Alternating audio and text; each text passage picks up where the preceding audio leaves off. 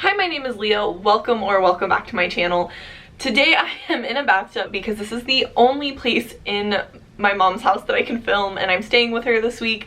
I decided to make myself at home and put up some decorations to make it feel a little bit cozy.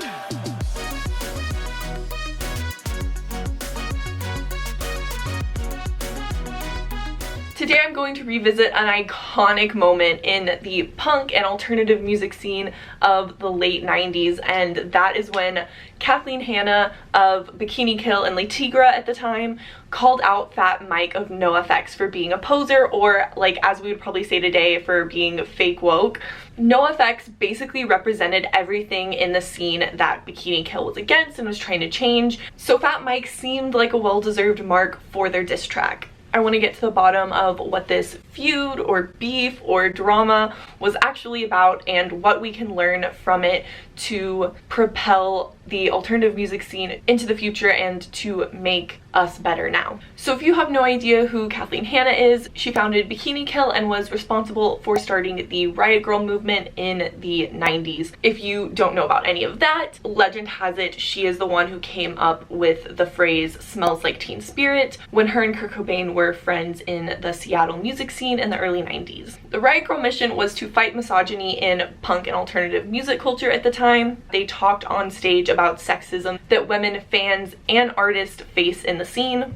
Kathleen would normally come on stage with her torso showing that said "slut" on it, and they moved to Washington, D.C. to propel the more political message of what they were trying to do and to get other people's attention outside of Seattle where they were based. Overall, they had a very clear message and took actionable steps to make the change that they wanted to see. Bikini Kill and the Riot Grrrl movement did have criticism.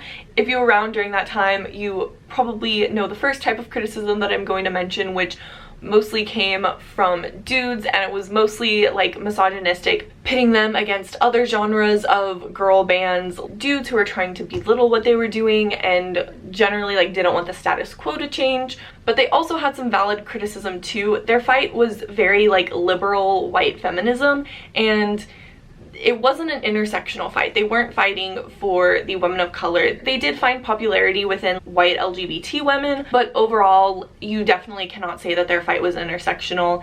If this is a surprise to you, I recommend checking out the Vice article that I have linked below in my description from Gabby Best, and that will give you a clearer picture of what it was like being a black girl in the punk scene and not feeling accepted by the Riot Grrrl movement. As for Nofx, if you're watching this, you're probably pretty familiar with them, but if you're younger and you don't know who they are, their frontman Fat Mike is kind of like a Chris Franzak, Ronnie Radke with a little bit of Johnny Knoxville sprinkled into him. He had this like larger than life personality, and his image was very interchangeable with the band's image. He carries himself and acts in a way that just like brings attention to him always. Like that's pretty much what he's known for. Although him, the band, did get caught up in some cringe stuff at times, their fans liked them for the radical honesty that they seemed to give off and the confidence. Punk in Drublic was their biggest success. They were the skate punk band and really were like the faces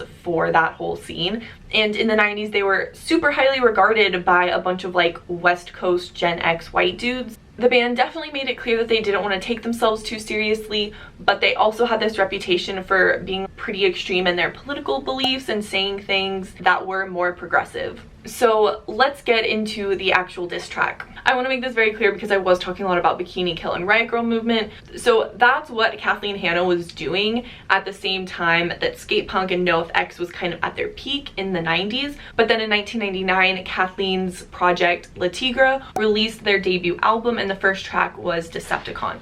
This track, Deceptacon, is the diss track. It's kind of a diss to the entire scene and talking about how the lyrics and like meaning of punk has been kind of lost within the last few years.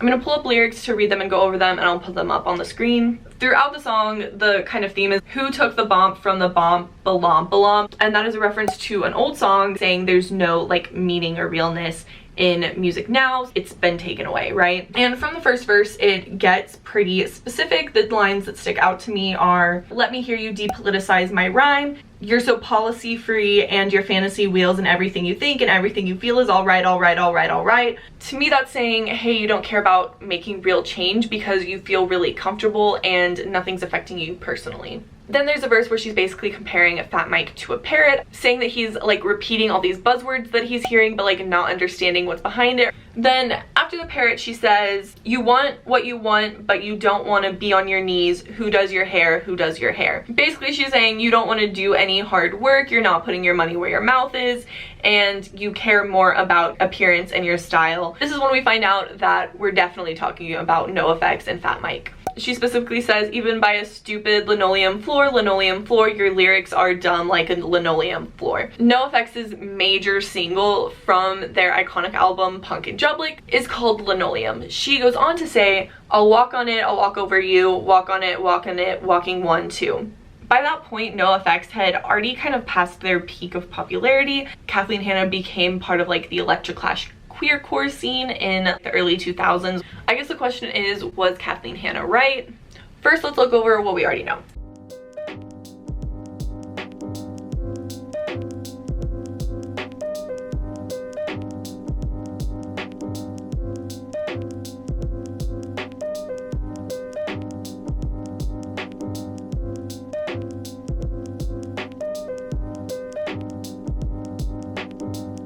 I'm definitely not qualified, and I'm not trying to like pinpoint every single thing they did and quantify it into a value and say like whether they're good or bad. Life is not black and white. Everything is more of a gray area, and old people may be angry about my comparison of Fat Mike and Attila, but I think with Attila's song Call Out To, and it's just like name dropping a ton of people, yeah, a lot of those people have done bad things, but he didn't do that to truly try to make change. He was saying that to create drama, to get people to talk about him. Looking back at Nofx, it does seem like that's what they're doing. They're saying and doing controversial things to keep the focus on them and to become famous. That was before this diss track came out.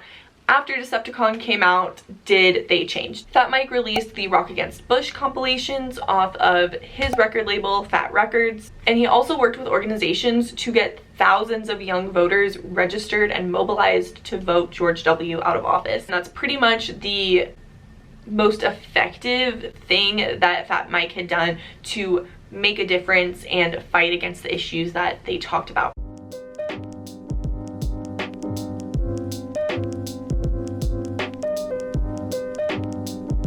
But moving forward in time, did he continue with this momentum? Before the 2012 presidential election, Fat Mike said that he was done getting young people to vote. His attitude seemed pretty tired from his work 10 years ago. And throughout this time, he also came out as a cross-dresser. He wanted his pronouns to remain the same. He was very happy as a man, but he wanted to be able to express himself with more feminine looks and clothing items. And in 2016, he did an interview with Nashville Scene. Honestly, this interview is fascinating. Megan is my girl. She did this absolutely wonderfully and fully asked the right questions. So I'll put like the important snippets up here. Megan mentions that in Warped Tour, the crowd is pretty 50-50 split between dudes and girls, but the lineup is really heavy male. There's not a lot of girls on there, so that either tells us that women are not interested in bands, even though they're going, like, there's just as many dudes going to Warped Tour as girls, or Kevin Lyman doesn't want to bring girls on tour. And spoiler, like, those are both true, although it's not like just Kevin Lyman, it's the music industry as a whole, and that women are just kind of a second thought, or they're labeled as like a girl band. And I do want to plug this and take a second to say that female fronted is not a genre. Fat Mike's response to this observation is basically him saying, yeah, that's how it is, I don't know why, like, name drop some bands, that's how it is. So Megan says, do you think that's because women aren't as good, or because people were less into the idea of a woman playing punk music? His answer to that is like interesting. He kind of like says like women like are really strong in this genre but like not really here. He doesn't even answer the question first of all, and then she's like, I don't agree with that, and Fat Mike is like, oh yeah, me neither, I take it back. My girl Megan really pushes him and says, I need to read this word for word. I'm just curious, as the president of Fat Records, now Nofx is a huge and you have some pull in the scene and you have daughters. Is making punk feel more inclusive for women a priority for you at all? And his answer is basically like, nah fam. Editing Leah here. I kept getting angry when I was trying to film this next part. So what worries me about what Fat Mike is saying is that how after almost 3 decades in the industry, being close to women, working with women in and out of the music industry, how do you show no understanding of the issues that women face in music? But to be a figurehead in punk, fighting for his own version of equality, how is it possible to totally miss the mark on this issue? Women don't want to be a separate part of the industry. They want to be included. As women, we have to adopt, I guess, a more inclusive version of what Riot Grrrl was trying to do and make sure that we are including everyone. A great example of this is a video that Yasmin did called Being Black in Rock Music, Racism and Diversity, where she's sharing Black voices and experiences. Everyone needs to watch that.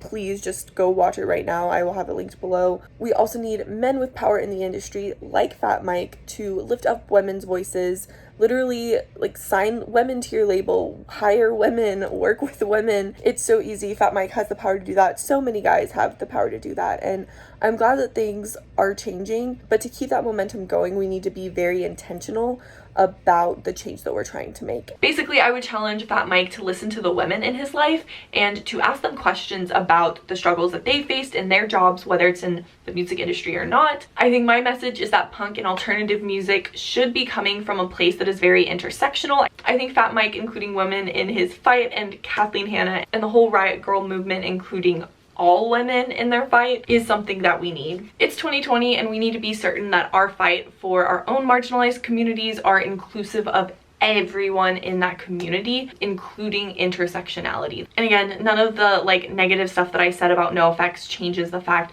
that they made a difference for a lot of their fans.